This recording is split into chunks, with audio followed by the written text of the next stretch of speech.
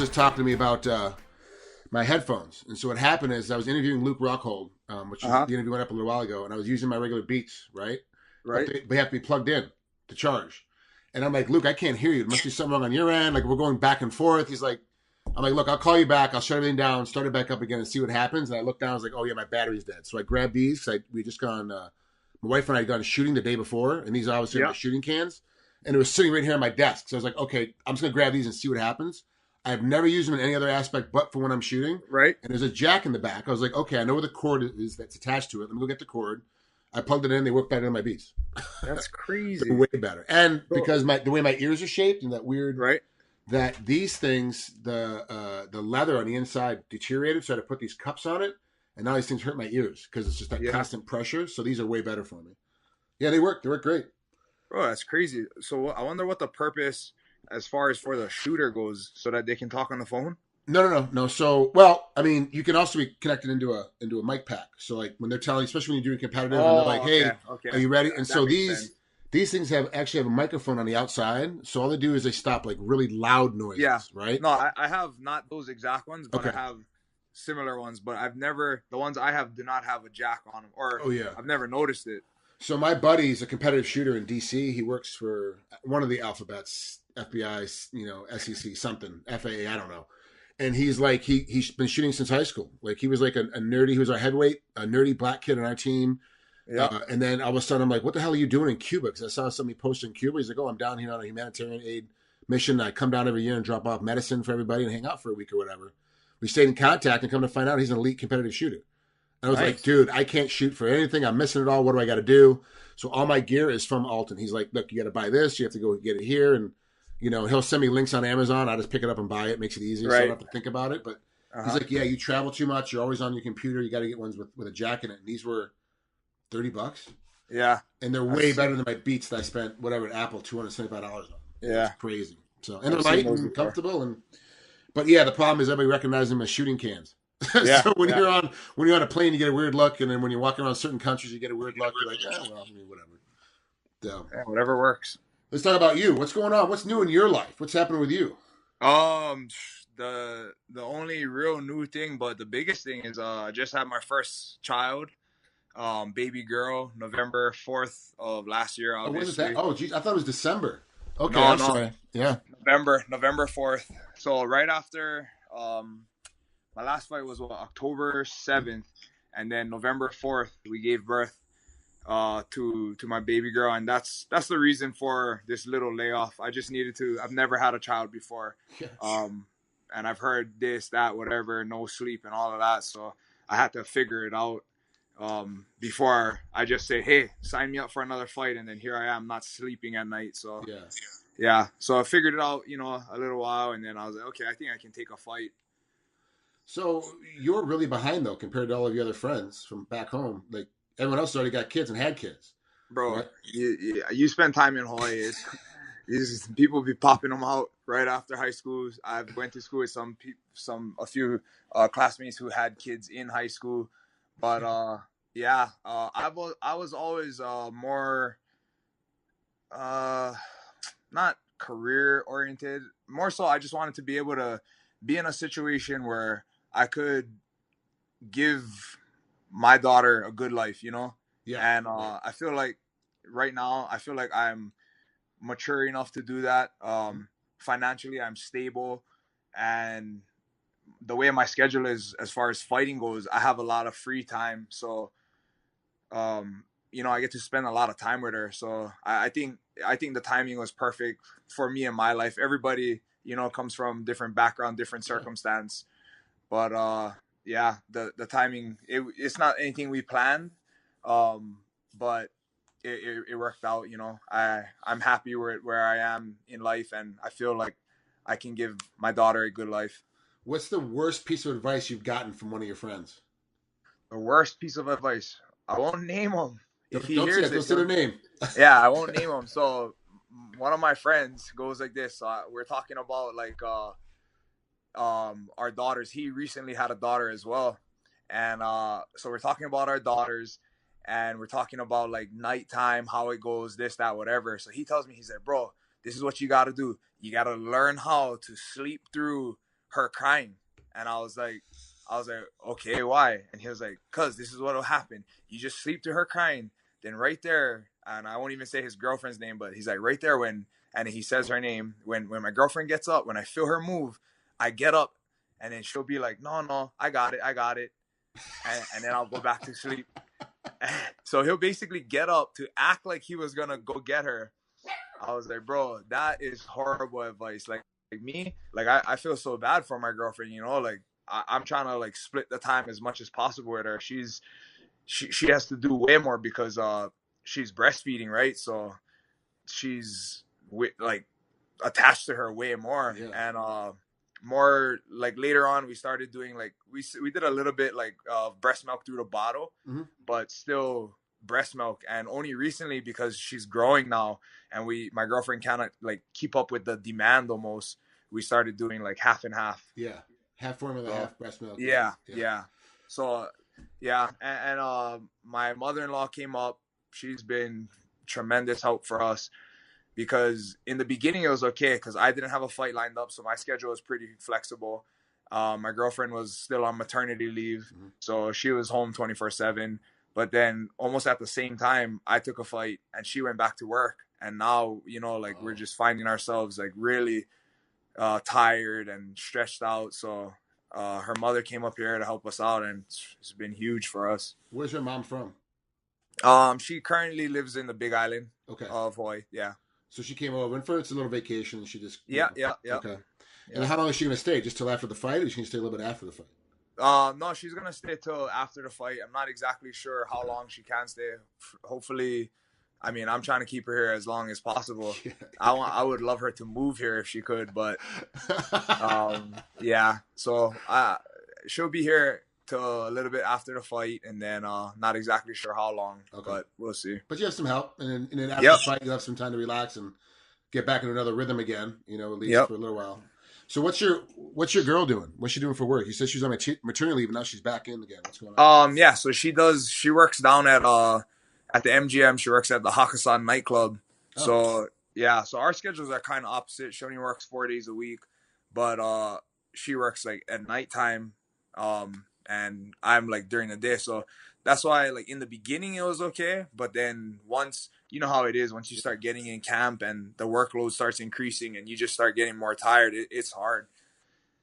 Yeah, it's gonna be an interesting situation because you're exhausted when you come home, but she's working at night. So like now, there is no, hey babe, I'll take the first shift so I can sleep some more. It's like, no, I got to take the whole shift. I got all shifts until she gets home from work, which sometimes can be 5, 6 in the morning, depending on what time Pakistan closes.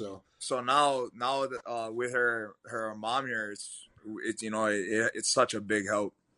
Now, do you guys own or rent your place right now in Vegas? We own. Okay, so you have enough space in the house not only for the baby's room but also for mom to stay, or is mother-in-law staying in the baby's house, staying in the baby's room? No. We have enough space. So right now we have our daughter is just, she sleeps in the room with us, and we have a spare room downstairs that will eventually turn into her room. Gotcha. But it's just an extra room right now. Yeah, and that's the thing, is that when you got someone coming in to help you take care of your baby, and they're in the room with the baby all the time, it goes nuts. It wears thin quick. But if they got their own little space to go, I'm off for the next couple hours, and close the door, they'll be more sane. It's just how it is. Yeah. You know? The one thing I can tell you as a new dad, that everyone's going to have advice. Everybody's going to tell you what they did. Your parents especially, like, when I had you, this is what I did. So you did the same thing. And it's all BS because it's your child, it's your DNA, it's your girl's child, her DNA in there. It's a crapshoot, man. Just you take all the advice, you're like, thank you. I might use it, I might not. You know, I might just throw it away. Like, you're definitely not using your buddy's advice or trying to sleep through the crying. Like that. Oh no, definitely not. Definitely not. So yeah, it's got to be. Plus, you're trying to learn new stuff about your baby daughter, but also you got to get ready for Krzysztof, and so you're trying to learn new stuff for that as well. Right. First, let's go through how is training camp, and if it's too much for you, we'll skip over it and move on. Like don't actually got to talk about it. But training camp without Follis now in the room, like without Robert there every day, and actually, you know, how is it being there and be like, okay, look, I gotta, you know. So I don't know if a lot of people know this. Kind of a little backstory on it. He actually stepped away from ex coutures to do like, I think he wanted to do his own thing. It wasn't like a bad blood thing on either side. It wasn't anything that happened to him or that he did, but for whatever reason he decided to step away. And he was still coaching a lot of the guys. We would still see him on a weekly basis over at the UFC PI, but that was like a month prior to his passing. Okay. So it made it, I think, on that end, as far as for me, it made it, I think, the impact a little bit like softer, rather than if we had been seeing him every day, if I had just seen him yesterday. Yeah. And then, what happened. But yeah, it definitely, for me, when I heard the news, I just couldn't believe it. And then it honestly didn't sink in until I think it was the Monday or Tuesday at practice after. And it wasn't until seeing my other teammates and the other people that took it really hard. Obviously, with anybody, there's people that are closer to them than other individuals. There's other individuals that in the gym that were a lot closer to him than I was. So to see them, and then you start thinking about it, then you kind of start feeling it, and then it sets in. And then, so at first, when I first heard it, I was obviously sad. But then I think in the following days at the gym, that following week, it like hit me a lot more. It was a lot harder because I had seen my teammates and other people I care about really distraught. But we came together as a team. We try to do things in his memory, and and live up to the things that he wanted us. What he saw for us. So it is. I mean, it's a shame. At the end of the day, like, it just sucks that he felt like he had. I felt like we were all here. And that's the thing, is like, you don't always really know what is really going on with somebody until, unfortunately, something like this happens, and it just sucks that he felt so alone. That's the route he took. But yeah, we're getting by. I know a lot of people, still miss him. I still miss him. He had a lot to offer. I was bummed when he decided to step away for whatever reason he did. But everybody got to do what is best for them at that time and point in life. And I guess at that time, that's exactly what he did. And then now, actually looking back at it too, I feel like maybe he was trying to, like, maybe he saw this coming, and he, he was going through some depression, and that we didn't know about, and he's kind of started pulling away and separating himself from everybody. But yeah, it's we've been able to, as far as the team goes, rebound. Dennis Davis, Eric Nixick, Ray, they're still running really good practices. And every now and then we'll have one of our guys run a practice. Like today, Uriah Hall kind of instructed and ran practice. Monday, Joseph Benavides kind of instructed and ran practice. So we still got a good thing going there. Super unfortunate, but we got to just keep going, keep moving on. So now let's talk about Ray. Obviously, talking about Ray Seffo for the folks who don't know, and he's got some other stuff going on too. Not only having to train you and take care of the other athletes he has, but he's also got his own fight league going off on the side. Yeah. I mean, how is that happening? Like, how is he keeping his schedule together? It's almost as bad as having a newborn kid, where he's just like, all he does is work. Ray is one of those guys, super multi-talented and can multitask. He, like, from when he was when World Series of Fighting just started, and I feel like there's probably a lot more work. I mean, maybe, I don't know, but you would think, like, when you're first starting something, there's a lot more stuff that you're not expecting, and he would still be doing it. At that time, he was coaching a lot more fighters. He had the Hansen brothers. He had Evan Dunham, Martin Kampman, Jay Huron. He had a load of fighters, and he is coaching all of us, and still doing his show. And he still was finding the time to train and, compete here and there. So, he was always just really good at handling all of that. And now he has, there's not as much fighters as he trains. There's a handful of us, but not as much. So he's not, I feel like, on that aspect is as taxed. But the one thing that did get tricky is their main office moved from Las Vegas to, I think it's in Washington, D.C. now. And so over this camp, he went on like 2 or 3 trips, but between him and Eric, you know, like we're on the same page and we get our work in and it gets done. But So yeah. who then basically came up with the game plan then for you and Krzysztof? Like, there's a game plan that you came up with, and did Ray have time to look at it? Did Eric help out? Dennis Davis? Like, who helped? So every time we get a fight, pretty much it's there's besides myself, there's like three main people who are in this conversation. It'll be Ray Seffel, Eric Nixick, and my manager Ali. And the three of them will kind of talk it over, and a lot of times they'll talk to each other before they even tell me anything, because they know what I'm gonna say. Hey, you want me to fight this guy? Cool. You know, all I'm asking for is please let it be close to home. Yeah. Other than that, whatever. You know, I'm here to fight. But and then between the three of them, you know, they'll talk it over, whatever, come up with like watch tape. And even Ali as a manager, even though he's not on the fight side of things per se, as far as like the training side, he's actually really, really good at like breaking down fights and fighters. And well, that's from his judo background, like that. You do a lot of that in judo, and he is. I got to be honest with you, he's exceptional at it. Like, I've talked to him a couple times. He's like, he sees stuff that I don't see. I'm like, he's really good. Yeah, he is really good at that. So, you know, and then on top of that, not to mention that Eric is also a part of Uriah's camp, and Uriah, that was prior to him, the whole St. Louis thing where, you know, he didn't make weight or whatever. Eric was a part of that camp. Eric helped game plan for that fight, and Eric was there for that fight. So that's a huge help. Yeah. And then at the end of the day, you can plan as much as you like, but you know as well as anybody, it's a fight, and you can plan something as best you can, and it might not always go that way. You just got to be ready for it. Now, you said you hope, I'll take the fight. I just want to make sure, I just pray that it's close to home. This fight, you know, obviously you live in Vegas. This fight's in Glendale, Arizona. It's not too far away. 4 hours. Are you gonna fight and then get back in the car and drive right back? Is your daughter gonna be at the fight? Like, what's gonna happen? Nah, so for like, I was just thinking about that. So far since she's been born, besides a couple of hours that I'm away for the day, you know, training, doing whatever I'm doing, I haven't been away from her.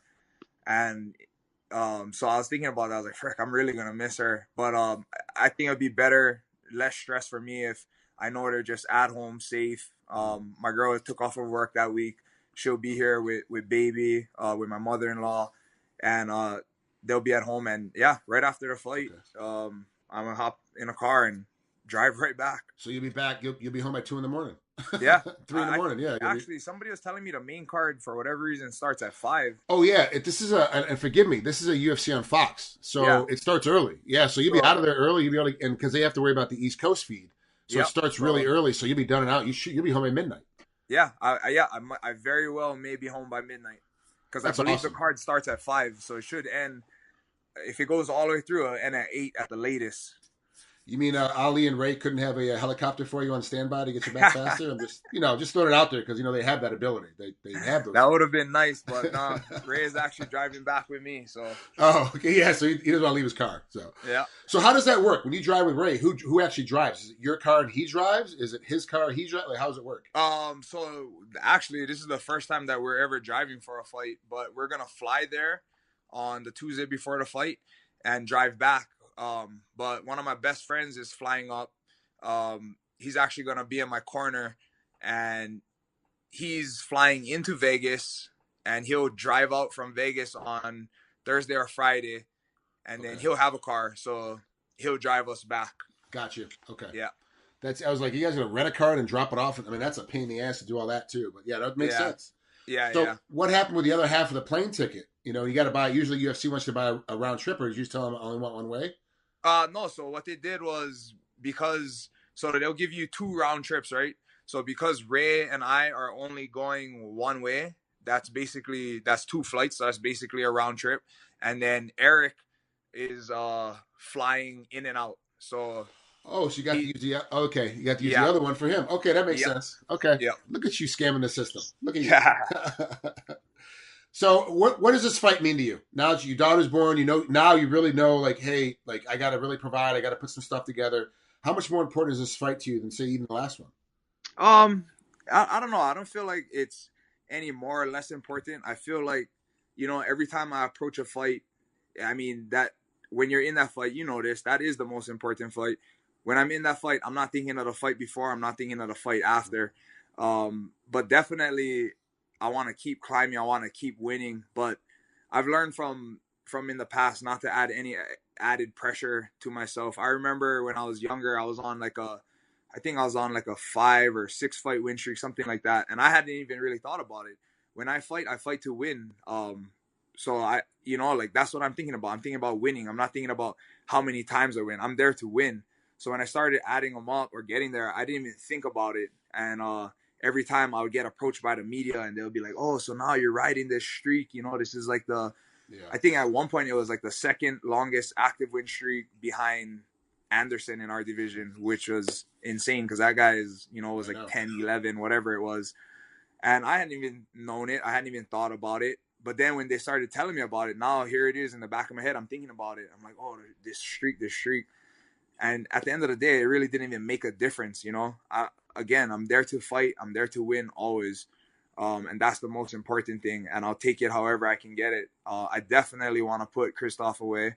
But as long as at the end of the night my hand is raised, I'll be happy.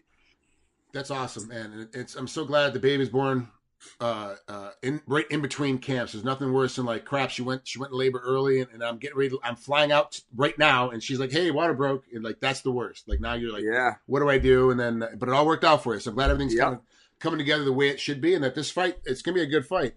Plus it's on Fox, and I gotta be honest with you, I think a lot more people see the Fox fights than they actually see the pay-per-views. I think they're more interested in the free TV at this point. Yeah, and this fight's going to be watched by millions of people. Yeah, I think it is. I think it is too, because you go to anyone's house, and who doesn't have Fox? Like you don't even have to have a cable subscription to catch Fox. I feel like. Yeah, no, you don't. It's still just it's regular digital. You can have the regular antennas. My mom has Fox, and all she has is the rabbit ear antennas, and she's got Fox. Exactly. Yeah, and even for the average person, they'll turn it on and maybe be like, "Hey, what is this? I've never, seen this." Or people who don't even understand like the difference between the UFC being an organization and MMA being a sport. They're like, hey, some UFC on TV, and just watch it. So I agree with you there. I definitely think it reaches a bigger audience because anybody can tune in and catch it. All right, Brad, thanks so much for coming on here, man. I really appreciate it. It's been great to talk to you. Yeah, you too, Frank.